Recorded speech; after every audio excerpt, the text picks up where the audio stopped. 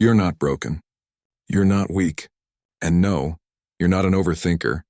You just never learned how to think about your thoughts, that's it. That's the real reason you lie awake replaying conversations. Why you spiral into what-ifs. Why your brain won't stop creating problems that don't even exist yet. It's not that you think too much. It's that you've never been taught how to control what you think about. Nobody told you that your mind isn't a storm you have to survive. It's a tool you can learn to use, and once you learn how, your anxiety starts to quiet down.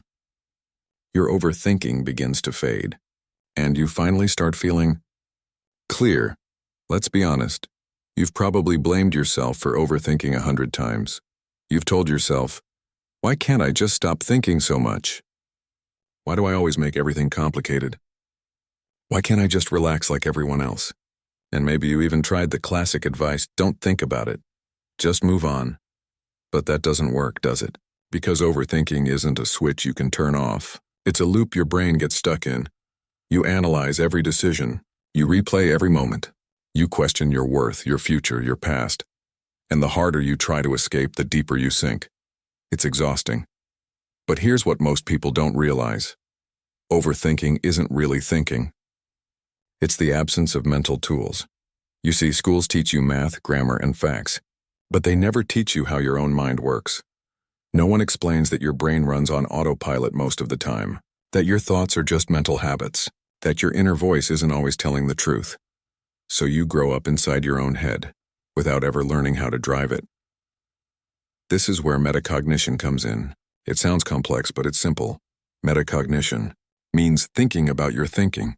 It's like stepping outside your mind and watching your thoughts from a distance, instead of being trapped inside them. Imagine your brain as a busy street. Cars represent your thoughts, and you're standing in the middle trying to stop each one, panicking as they rush past. That's overthinking.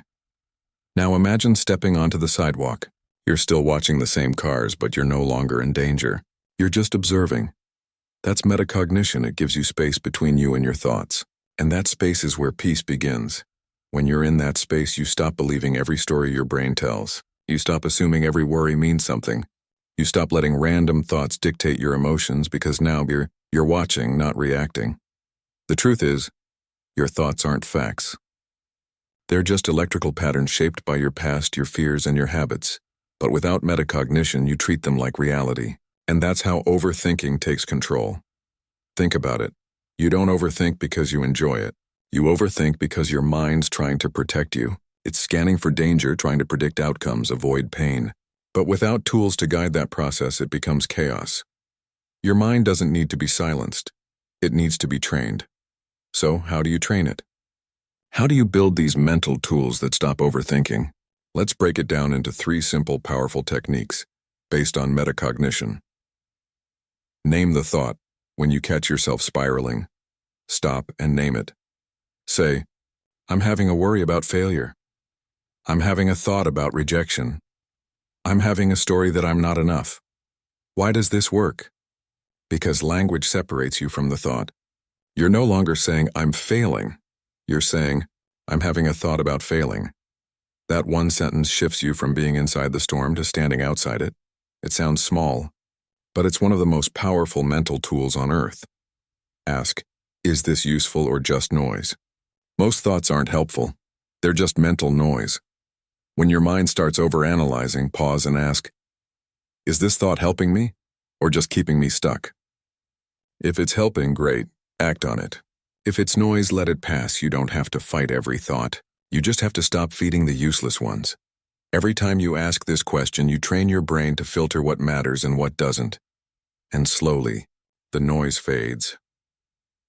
Shift from thinking to sensing. Overthinkers live in their heads, analyzing, predicting, replaying.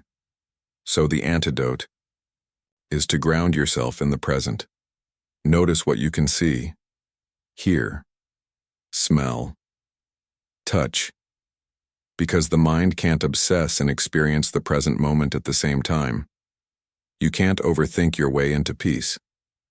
You can only sense your way into it. Try it next time your thoughts won't stop. Feel the texture of something near you.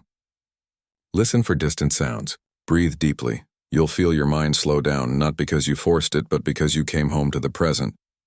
You were never meant to fight your thoughts. You were meant to understand them. You were never meant to suppress your mind. You were meant to train it. Overthinking isn't a personality trait. It's a skill gap, and now you're closing it.